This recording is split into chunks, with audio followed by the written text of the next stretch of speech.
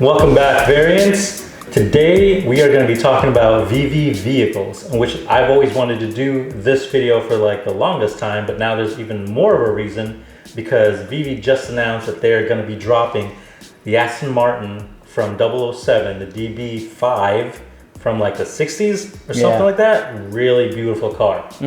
So My Collectibles just did their own video about Veve vehicles, and we're going to talk about it because we want to do it too. So ever since I've seen the DeLorean on Veve and the Ghostbusters, I was like, you know what would be great? If Veve did a showroom, but except it's a garage. So instead of the vault opening up like the big vault, it's like a garage, and it opens up and you can line up your cars and your other collectibles too if you want to display them. That would be super cool. Yeah, I have a lot of planes. I have the 007 plane, right. I have the motorcycle, I have all the cars, I have 5 DeLoreans. So it's the whole garage thing looks awesome. I actually did another video with, I had my i8, my Tesla, and then I had the DeLorean right in the middle. Yeah, it was really cool. Looked awesome. And my kids actually thought it was real. They're like, wait, we didn't see that car outside. Ever since high school, we've been obsessed with cars. We've been car guys. So we want to collect them now in the Veveverse, in the NFT world. And I think that's kind of the best place to do it, because now you can have these collectibles and you don't need to maintain it, you don't need to wash it, you don't need to do any of that other stuff, insurance, registration, none of that. So the hard part with collecting, because I have a number of cars, and the hardest part is a lot of that is an issue, but you have to drive them to keep them working. So that, when you have like money, you don't have time. So you know what I mean? So it's tough. He has a Datsun Z 1978, right? Yeah. With an LS3 motor inside. So he's got that parked in the garage, and I haven't seen it out in how long? At least a year. Right. I've not driven it in a year. Which is actually one of the reasons why I bought that car, is because it was really reminiscent of the English style of cars. It had the Aston Martin / Jaguar feel. It had a very sexy European style for this Japanese vehicle, and it was just a great combo of the two blended. And then I added in that a Corvette engine, so I feel it's a very sexy car that's about 2,300 pounds. It has about 480 horsepower to the wheel. So it's a crazy car, and that's why I like the Aston Martin. It's a really crazy, sexy looking car. And I think they said in the tweet that it was going to be an interactive one, so we don't know. There's 2 interactive ones from what I could see. So we don't know if it's just the doors opening and things like that, just like the DeLorean, but apparently the DeLorean prior to recent time, it could be driven around, or you could drive it around. So really? Right. So I don't know. You can't now? I mean, obviously you cannot now. Right. But that's weird. Why would they take that away? I don't know. You know what? Probably because they don't have enough like memory or bandwidth to let it run. Like they're causing the app to crash back in the day. Yeah. So they're not ready for that level of So we don't know what kind of interactive the Aston Martin's going to be. And then the motorcycle that they just dropped also was the Triumph. Very beautiful and very detailed. Really good looking vehicle. And so to have more vehicles coming from Veve, because they also have a partnership with Citroën, I think is the name of the European company. So if they have more vehicles coming out from there as well, and I think they also had another company that does prototype cars or concept cars. So if they start releasing those as well, that would be very popular, because the car collector scene is global. It's not just in the US, Japan, Europe. So having that car culture come to Veve is going to be a great niche and an explosion of new users. I agree with you on that, and especially with like Veve, and I think Veve is going to eventually have its own like Veveverse, where it's going to have its own like Metaspace, or at least join in with some Metaspace. Metaspaces, if it's when you can be interoperable, that'd be great. If you can lend your vehicle to someone in a different space, like an Uber would. So yes. Or for a car show within a Metaspace. So I'm thinking there's going to be digital car shows.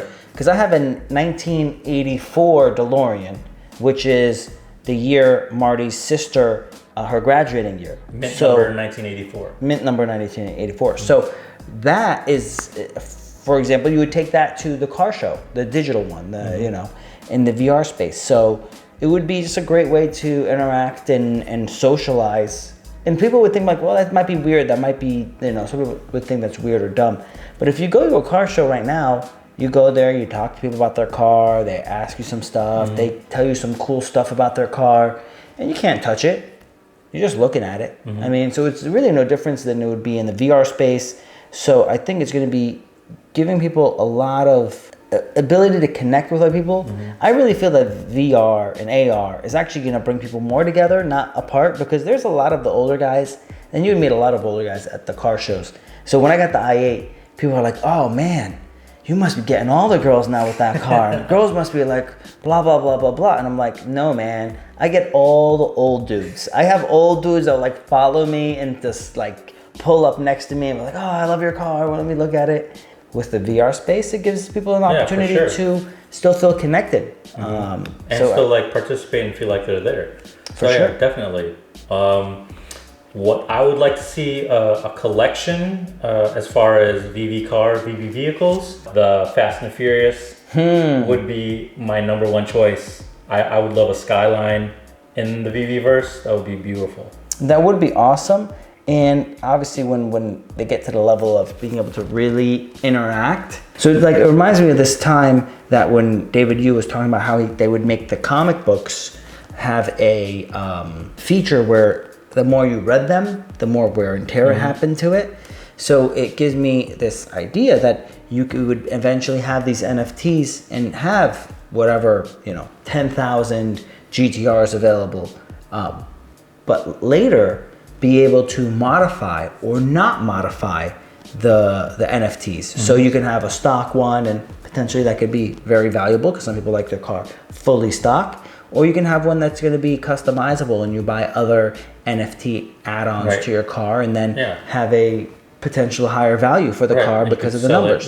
You could sell it customized. So that would be like a very good way for users to be more interactive with their collectible. And not only that, actually, if they can make them functional and usable in a, say, Metaspace where you're racing, drag racing your cars, it's really an exciting time to be able to see how far it's taken, because it could be taken all the way. Right. So that reminds me of that scene in Ready Player One where they had that car race. So it'd be something like that in the VR or even AR space somehow. To replicate and do would be exciting. You could also make it like financially rewarding too. So you could win races and get prizes. Yeah, something like that. So that would be really cool. Yeah, I mean, especially even if Tesla kind of brought it, because at Tesla right now you could play games, like, so I have a new Tesla and you can actually play games and play racing games inside of your Tesla using the actual brakes and steering and all of that good stuff. So if Tesla blended their car in with their, in with the Meta and use it for races while you're wearing, say, the VR goggles, that'd be really awesome. Well, the experience. I told him before he would probably get the Tesla Cybertruck in the metaverse in Veve before they would actually deliver it for all their setbacks. So I ordered it like over 2 years ago. I think I ordered 2, maybe even 3 of them so far. So if that would come to Veve, if Tesla would come to Veve, a whole bunch of new people, new users coming to the space would increase not just the vehicles, but other collectibles too that people see, oh, I like that, I like that, I like that. They want to put that in the garage or showroom. So that's another vertical that Veve could go into. And I like the idea of Tesla because Tesla, their follower base is it's like tech-minded, future-minded. So yeah, and they're very loyal to the brand, and they'll basically buy everything that's associated with the brand. Yeah. So we have this whole space of people that are going to come into the app that are going to be able to financially support it and help it bring it to the next level. Yeah. So possibly scooping up some of these vehicles now that are undervalued, especially after this dip, would probably be a good idea. Not financial advice, not your dad, but just think about it. All right, everyone, that was the episode. Thanks so much for tuning in. Make sure to subscribe to hear more about our awesome discussions and out-of-the-box thinking. Next time. See you guys.